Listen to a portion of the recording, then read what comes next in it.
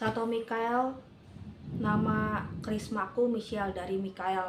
Aku juga bercita-cita jadi eksorsis. Sebenarnya Sato Mikael menawarkan manusia di mana-mana yang menjadi eksorsis sangat amat mungkin, gak harus bolak-balik Monte Gargano untuk dapat ilmu biar jadi sakti. Tempat siarah Monte Gargano itu. Jadi manusia di dunia nyata berusaha sekali rosario, capret, Sato Mikael, doa-doa spontan, Sato Mikael, rumusan doa yang udah ada gitu. Siapa tahu ntar jadi bisa diarahkan oleh malaikat pelindung kita Sato Mikael langsung.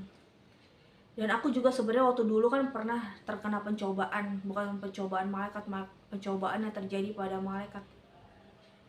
Pencobaan biasa sih ini sebenarnya. Waktu kan ada di alam rohnya itu Lucifer pakai dukun juga mengaliri pelet ke akunya. Terus udah gitu Sato Mikael di aku, apa ada dari dorongan Allah Roh Kudus, apa dari Makapinungku juga ya. Kan Makapinung ada banyak, salah satu mereka juga. Menolaknya itu menangkis dengan pedang roh, yaitu ingat janji baptis. Jadi aku ketika di alin ilmu pelet kan berasa chemistry yang di luar Tuhan, berasa dari ilmu-ilmu gelap, dari jarak jauh lintas ruang waktu begitu. Nah itu aku langsung menolaknya, ingat janji baptis, yaitu menolak hiburan-hiburan yang tidak sehat. Langsung ilmu peletnya itu langsung mental, pergi, gak kena ke tubuh rohaninya aku, ke tubuh roh. Manusia terdiri dari tubuh, jiwa, roh, gak kena ke rohaninya aku gitu. Karena di dunia nyata aku udah tahu kebenaran, selain ditangkis pakai firman, bisa juga ingat janji baptis. Jadi di alam rohnya itu selalu berguna kalau dikutip lagi, menghalau kuasa gelap juga gitu. Mari kita baca judul perikopnya, Iblis dihukum. Judul perikopnya Iblis dihukum. Wahyu 20 ayat 7 sampai 10. Dan setelah masa 1000 tahun itu berakhir, Iblis akan dilepaskan dari penjaranya dan ia akan pergi menyesatkan bangsa-bangsa pada keempat penjuru bumi, yaitu Gog dan Magog, dan mengumpulkan mereka untuk berperang, dan jumlah mereka sama dengan banyaknya pasir di laut. Maka naiklah mereka ke seluruh dataran bumi, lalu mengepung perkemahan tentara orang-orang kudus dan kota yang dikasihi itu. Tapi dari langit turunlah api menghanguskan mereka, dan iblis yang menyesatkan mereka dilemparkan ke dalam lautan api dan belerang, yaitu tempat binatang dan nabi palsu itu, dan mereka disiksa siang malam sampai selama-lamanya. Aku lagi bikin renungan, temanya tentang tanda petik api ya. Jadi manusia di dunia nyata perlu mengingat terhadap perkuat divisi okultisme. Jadi manusia di dunia nyata tahu kebenaran itu yang membuat kubu surgawi tetap menang. Kata Sato Mikael, kita sudah berada di pihak yang menang, namun kemenangan harus dipertahankan. Dengan tahu kebenaran, jadi roh jahatnya gak bisa tipu muslihat, gak bisa menjatuhkan dari hal-hal yang manusia di dunia nyatanya kurang ngerti, kurang apa gimana. Jadi tidak tersangkut tipu muslihat iblis lah gitu katanya. Aku juga berusaha sekali di alam rohnya tuh menengking dukun-dukun, kata Saint Jean de Chantal, harap dukun-dukun mundur, kata Saint Benedict Labore, harap dukun-dukun mundur, kata Saint Benedict Nursia, harap dukun-dukun mundur. Ketika disuruhkan kayak begitu juga dukun-dukunnya langsung lebih redup sih kuasa gelapnya.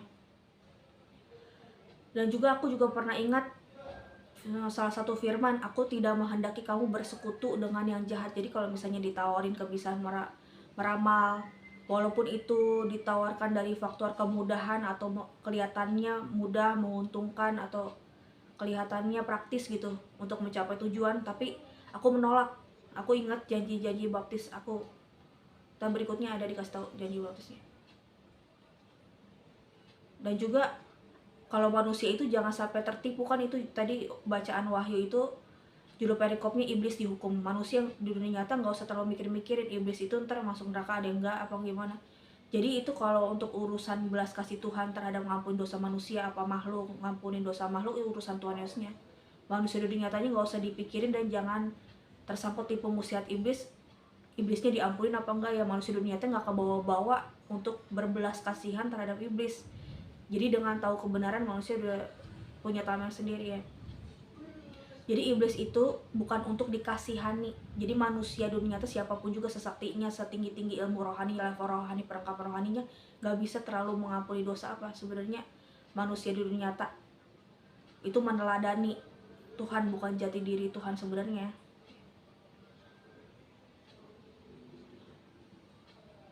Udah kayak gitu juga ada Santa Brigita dari Swedia, nama baptis aku kan Brigita dari Swedia asalnya, yang ketika dia dulu di sana Swedia.